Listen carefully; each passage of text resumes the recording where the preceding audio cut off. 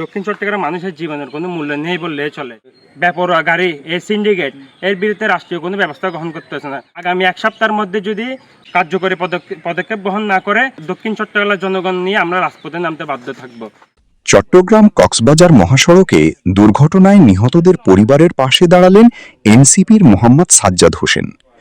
চট্টগ্রাম কক্সবাজার মহাসড়কে সাম্প্রতিক সময়ে সংঘটিত একাধিক সড়ক দুর্ঘটনায় নিহতদের পরিবারের খোঁজখবর নিতে এবং তাদের প্রতি সমবেদনা জানাতে নিহতদের বাড়িতে সৌজন্য সাক্ষাৎ করেছেন ন্যাশনাল সিটিজেন পার্টি এনসিপি এর চট্টগ্রাম দক্ষিণ জেলার যুগ্ম সমন্বয়কারী মোহাম্মদ সাজ্জাদ হোসেন। শনিবার ৩০ মে সকাল থেকে দিনব্যাপী কর্মসূচির অংশ হিসেবে এনসিপি ও ছাত্রশক্তির নেতাকর্মীদের সঙ্গে নিয়ে তিনি পটিয়ার বিভিন্ন এলাকায় নিহতদের পরিবারের সদস্যদের সঙ্গে সাক্ষাৎ করেন এবং নিহতদের কবর জিয়ারত করেন। এই সময় তিনি শোকসন্তপ্ত পরিবারের সদস্যদের প্রতি গভীর সমবেদনা জানান এবং তাদের ধৈর্য ধারণের আহ্বান জানান। গত এক সপ্তাহে চট্টগ্রাম কক্সবাজার মহাসড়কে ঘটে যাওয়া পৃথক সড়ক দুর্ঘটনায় নিহত দক্ষিণ ভুরসি ইউনিয়নের ইউসুফ, গোবিন্দরখিল এলাকার হারুনুর রশিদ, আশিয়া ইউনিয়নের মোহাম্মদ রুবেল, কচুয়া ইউনিয়নের ওয়ালিদ আল তাসলিম এবং শাহাদাত হোসেন সামির পরিবারের সঙ্গে সাক্ষাৎ করেন নেতৃবৃন্দ। পরে নিহতদের কবর জিয়ারত করে তাদের রুহের মাগফিরাত কামনায় দোয়া ও মোনাজাত করা হয়। এই সময় মোহাম্মদ সাজ্জাদ হোসেন বলেন, সড়ক দুর্ঘটনায় একের পর এক প্রাণহানি অত্যন্ত উদ্বেগজনক।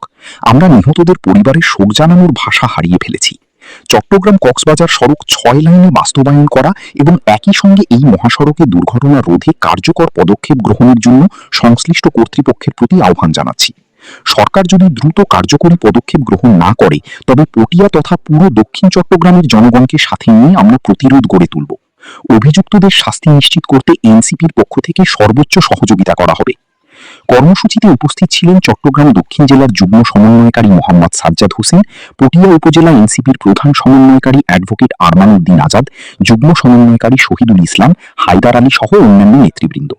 এছাড়া ছাত্রশক্তির চট্টগ্রাম জেলা সংগঠক আশরাফুল ইসলাম ত্বকী, রবিউল ইসলাম, মিশকাত সহ বিভিন্ন পর্যায়ের নেতাকর্মী এবং স্থানীয় গণ্যমান্য ব্যক্তিবর্গ উপস্থিত ছিলেন।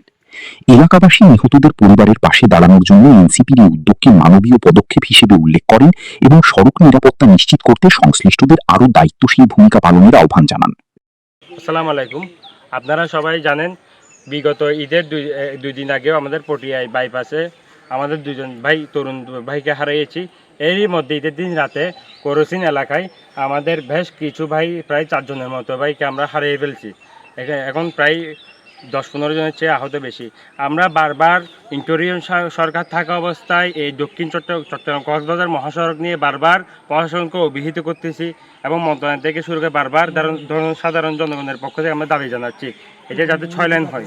একই সাথে গত ঈদের 2 দিন আগেও আমি স্থানীয় প্রশাসনকে জানিয়েছি যে ঝুঁকিপূর্ণ পয়েন্ট যেগুলো আছে ওইখানে কোনো অতিরিক্ত ট্রাফিক পুলিশ, হাইওয়ে পুলিশ মোতায়েন করে গতিরোধ করার জন্য ঈদের সময় একটি যানবাহনের অতি চাপ সৃষ্টি হয়। এর মধ্যে কোনো আমরা কার্যকর ব্যবস্থা দেখি নাই।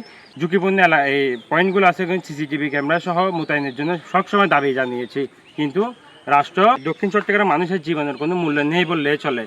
সেই জন্য আমরা আগামীতে দাবি জানাচ্ছি। আমার একজন ভাই, তার ভাইয়া চলে গেছে এবং অন্তত আমার নিজ উপজেলার পটিয়ার মধ্যে গত ঈদের 2 দিন আগে থেকে এখন পর্যন্ত 5 জনেরও অধিক বেশি ভাই আমরা হারিয়ে ফেলেছি। প্রায় 10-15 জন যারা আহত হয়েছে তারা যে কর্মক্ষম হয়ে পড়েছে, তাদের জীবন অনিশ্চিতার মুখে পড়ে গেছে। রাষ্ট্র তার অবহেলার জন্য, সামান্য অবহেলার জন্য আমাদের জনগণের জীবন ওই ঝুঁকির মধ্যে ফেলতেছে। এই যে বেপরোয়া গাড়ি, এই সিন্ডিকেট এর বিরুদ্ধে রাষ্ট্রীয় কোনো ব্যবস্থা গ্রহণ করতেছে না। জনগণের ট্যাক্সে আপনার মন্ত্রণালয় চলে, জনগণের ট্যাক্সে আপনার ডিসি অফিস চলে, হাইওয়ে পুলিশ, প্রত্যেকটা পুলিশের বেতন আমাদের জনগণের ট্যাক্সে দেওয়া হয়। আমাদের জীবনের নিরাপত্তা না দেওয়ার আগে আপনাদের গদি কেন্দ্রে বেতন আপনারা সরকার থেকে গ্রহণ করেন। আর এখান থেকে পটিয়ার এই থেকে আমি ঘোষণা করতে চাই, আগামী এক সপ্তাহের মধ্যে যদি চট্টগ্রাম কক্সবাজার হাইওয়ের মধ্যে ট্রাফিক পুলিশের যে অবস্থা, হাইওয়ে পুলিশের যে বেপরোয়া গাড়ির জন্য কার্যকরী পদক্ষেপ গ্রহণ না করে আমরা এই সর্বস্ত দক্ষিণ চট্টগ্রামের জনগণ নিয়ে আমরা রাজপথে নামতে বাধ্য থাকব। ধন্যবাদ।